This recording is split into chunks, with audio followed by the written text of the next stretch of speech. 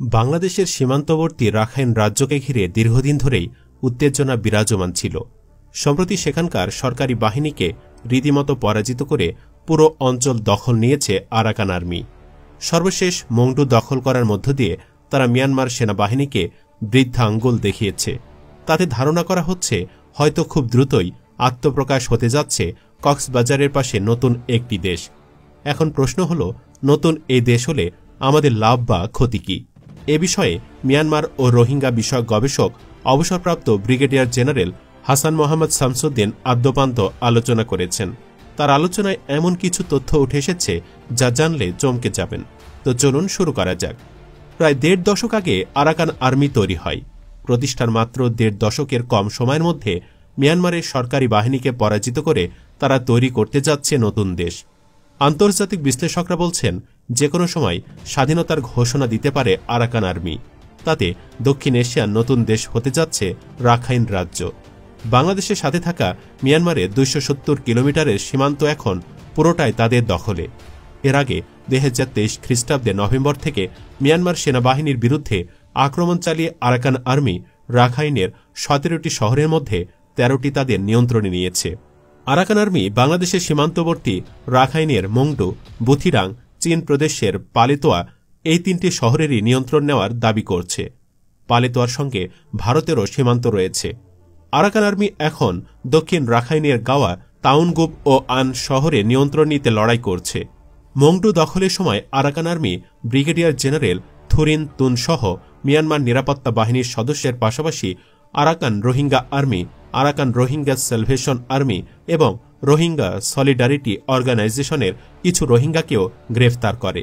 মংডুতে রোহিঙ্গাদের প্রচারণা ও ভয়ভীতি দেখিয়ে জোরপূর্বক প্রশিক্ষণ, অস্ত্র দেওয়া, ভয় দেখিয়ে আরাকান আর্মির বিরুদ্ধে প্রতিবাদে অংশ নিতে বাধ্য করা এবং মিথ্যা সংবাদ ছড়িয়ে জাতিগত বিদ্বেষ উস্কে দেওয়ার জন্য তার বিরুদ্ধে অভিযোগ আনা হয়েছে। Arakan Rohingya salvation army, Arakan Rohingya army এবং রোহিঙ্গা সলিডারিটি অর্গানাইজেশন সামরিক জান্তার হয়ে আরাকান আর্মির বিপক্ষে যুদ্ধ করতে বাধ্য হয়েছে। সামনের দিনগুলোতে প্রত্যাবাসন সংক্রান্ত আলোচনায় যাতে কোনো সংকট তৈরি না হয়, সেজন্য এর যৌক্তিকতা সকল পক্ষের কাছে তুলে ধরতে হবে বলে মন্তব্য করেছেন মিয়ানমার ও রোহিঙ্গা বিষয়ক গবেষক অবসরপ্রাপ্ত ব্রিগেডিয়ার জেনারেল হাসান মোহাম্মদ শামসুদ্দিন।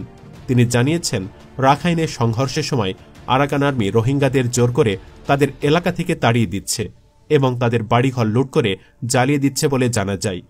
সাম্প্রতিক সময়ে রাখাইনে রোহিঙ্গাদের ওপর নির্যাতন বেড়ে যাওয়ায় বাংলাদেশে নতুন করে রোহিঙ্গা অনুপ্রবেশ ঘটে।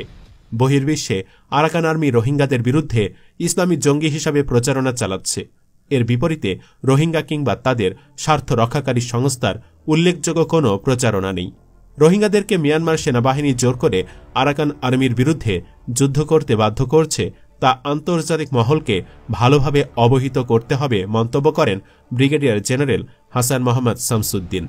তিনি বলেন, বাংলাদেশ মিয়ানমার সীমান্ত আরাকান আর্মির নিয়ন্ত্রণে থাকায় বাংলাদেশ ও মিয়ানমারে অবস্থানকারী রোহিঙ্গাদের নিরাপত্তা ঝুঁকি বেড়েছে।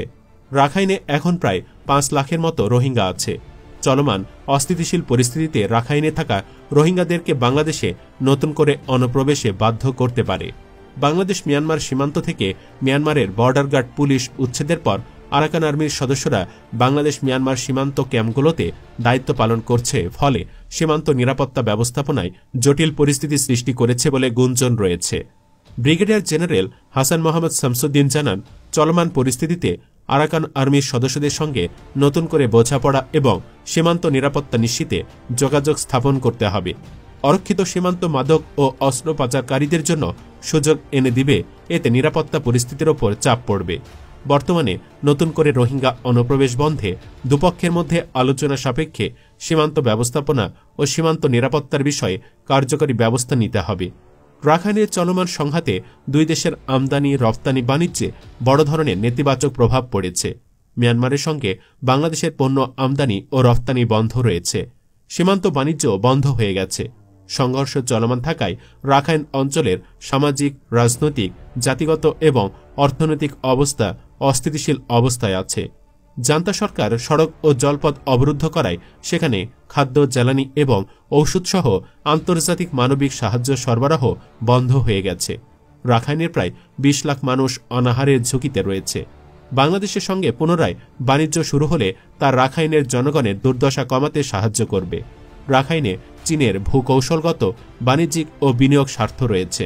আরাকান আর্মি চীনের স্বার্থের বিরুদ্ধে কিছু করছে না। মিয়ানমার সরকারও চীনের স্বার্থ রক্ষা করছে।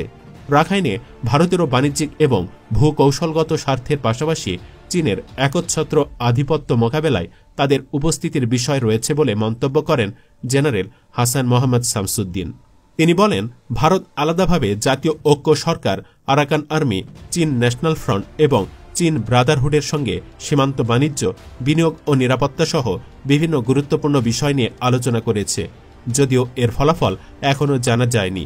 চীন তার সীমান্ত বাণিজ্য চালিয়ে যাচ্ছে এবং ভারত পুনরায় কালাদান মাল্টি মোডাল প্রকল্প চালু ও স্থিতওয়ে বন্দরের কার্যক্রম শুরু করার উদ্যোগ নিচ্ছে। সীমান্ত ব্যবস্থাপনার ব্যাপারে আরাকান আর্মির সঙ্গে যোগাযোগের বিষয়ে বাংলাদেশের অন্তর্বর্তী সরকারের পক্ষ থেকে উদ্যোগ নেওয়া হচ্ছে। সীমান্ত পার হয়ে নতুন করে বাংলাদেশে যাতে রোহিঙ্গা অনুপ্রবেশ না হয় সেদিকে নজর রাখা হচ্ছে। আরেক কথা, রাখাইনে আরাকান আর্মির নিয়ন্ত্রণ নতুন করে রোহিঙ্গা অনুপ্রবেশের ও বাংলাদেশ থেকে রোহিঙ্গা প্রত্যাবাসন দীর্ঘায়িত হওয়ার শঙ্কা তৈরি হয়েছে। কোস্টগার্ড ও বিজিবি সীমান্ত নিরাপত্তা নিশ্চিতে সতর্ক রয়েছে। বাংলাদেশ চলমান পরিস্থিতিতে নাফ নদীতে টহল বাড়িয়েছে এবং নাফ নদীর ঝুঁকিপূর্ণ স্থানগুলোতে এবং বাংলাদেশের জলসীমার ভেতরে নৌ টহলও জোরদার করেছে। 2021 খ্রিস্টাব্দে জান্তা ক্ষমতা গ্রহণের পর থেকে বাংলাদেশ NEUG, আরাকান আর্মি কিংবা রাখাইনের রাজনৈতিক দল ও জনগণের সঙ্গে যোগাযোগ ও স্বার্থ সংরক্ষণের বিষয়ে কিছু করতে না পারলেও নিরাপত্তার ঝুঁকি নিয়ে মিয়ানমার সৃষ্ট সংকটের বিপুল বোঝা বহন করে চলছে।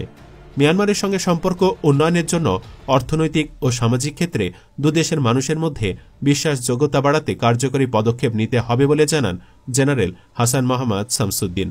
তিনি বলেন, বাংলাদেশ সরকার রোহিঙ্গা সমস্যা সমাধান করতে চাইলে বাংলাদেশকে আরাকান আর্মির সাথে যোগাযোগ স্থাপন ও আলোচনা শুরু করতে হবে। রোহিঙ্গাদের ফেরত পাঠাতে বার্মা রোহিঙ্গা অ্যাক্ট সহ অন্যান্য আন্তর্জাতিক কৌশল কাজে লাগাতে সক্ষমতা বাড়ানোর প্রয়োজন। রোহিঙ্গাদেরকেও তাদের অধিকারের বিষয়ে সচেতন থাকতে হবে। বাংলাদেশে আশ্রয় নেওয়া রোহিঙ্গাদের শিক্ষিত করা প্রয়োজন। শিক্ষা ও প্রশিক্ষণের মাধ্যমে রোহিঙ্গাদেরকে আত্মনির্ভরশীল করা গেলে তারা নিজেদের অধিকার নিশ্চিতে কাজ করতে পারবে বলেও মন্তব্য করেন হাসান মোহাম্মদ শামসুদ্দিন। বাংলাদেশ মিয়ানমার সীমান্তে বসবাসকারী জনগণ কিছুদিন পরপরই আতঙ্কের মধ্যে দিয়ে সময় পার করে। নাফ নদীতে জেলেরা মাছ ধরতে গিয়ে আক্রমণের শিকার হচ্ছে। রাখাইনে সংঘর্ষের কারণে সেন্ট মার্টিন দ্বীপের সাথে যোগাযোগ বিচ্ছিন্ন ছিল। রাখাইন আরাকান আর্মির নিয়ন্ত্রণে আসলেও সামনের দিনগুলোতে এই সংকটের রাজনৈতিক সমাধান না হলে মিয়ানমার সেনাবাহিনী তাদের অবস্থান পুনরুদ্ধার করার জন্য আক্রমণ করবে। ইতিপূর্বে মিয়ানমারের নিরাপত্তা বাহিনীর সদস্যরা বাংলাদেশে আশ্রয় নিয়েছিল। পুনরায় আক্রমণ শুরু হলে আরাকান আর্মির সদস্যরাও পালিয়ে এখানে আশ্রয় নিতে পারে। তখন নতুন ধরনের সংকট সৃষ্টি হবে। বাংলাদেশকে চলমান সংকটের পাশাপাশি সামনের দিনগুলোতে নতুন ধরনের সংকট মোকাবেলার জন্য প্রস্তুত থাকতে হবে। আর মিয়ানমার সরকার সবসময় রোহিঙ্গাদের সন্ত্রাসী ও বাংলাদেশি হিসাবে উপস্থাপনের চেষ্টা করে। একই সঙ্গে রোহিঙ্গারা এ অঞ্চলে ইসলাম প্রতিষ্ঠার চেষ্টা করছে বলে তারা দাবি করে। NEUG ও আরাকান আর্মির যোগাযোগ ও আলোচনার মাধ্যমে মিয়ানমার ও রাখাইনের জনগণের মধ্যে প্রথিত মুসলিম ভীতি সম্পর্কে বাংলাদেশের অবস্থান স্পষ্ট করে দিতে হবে। বাংলাদেশ সবসময় তার প্রতিবেশী দেশের ভেতরে অশান্তি সৃষ্টির বিপক্ষে। ভালো খবর হল, অন্তর্বর্তীকালীন সরকারের প্রধান উপদেষ্টা রোহিঙ্গা সংকটকে গুরুত্ব দিয়ে একজন উপদেষ্টা নিয়োগ করেছে, যা একটি কার্যকরী পদক্ষেপ। নিয়োগপ্রাপ্ত উপদেষ্টার দিক নির্দেশনায় এই সমস্যা সমাধানে বাংলাদেশ সফলতার মুখ দেখবে বলে আশা করেন অবসরপ্রাপ্ত ব্রিগেডিয়ার জেনারেল হাসান মোহাম্মদ শামসুদ্দিন। সব মিলে আমাদের কেবল ভারত নিয়ে পড়ে থাকলে হবে না, খেয়াল রাখতে হবে মিয়ানমার যেন আবার ফাঁকা মাঠে গোল দিতে না চায়। বিশেষ করে আর কোনোভাবে যেন একটা রোহিঙ্গাকেও বাংলার মাটিতে জায়গা দেওয়া না হয়। দর্শক, আপনি কি বলেন? আমাদের সাথে একমত কিনা এস অথবা নো লিখে কমেন্টে জানিয়ে দিন আপনার রায়। আপাতত এখানে শেষ করছি। পরবর্তী ভিডিও পেতে এই ভিডিওটি লাইক, শেয়ার ও চ্যানেলটি সাবস্ক্রাইব করে রাখুন। আল্লাহ হাফেজ।